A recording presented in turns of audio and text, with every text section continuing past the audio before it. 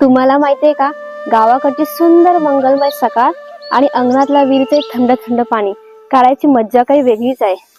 आणि ती मजा येते तुमच्या सोबत. चला मग विहिरीचं पाणी काढूयात.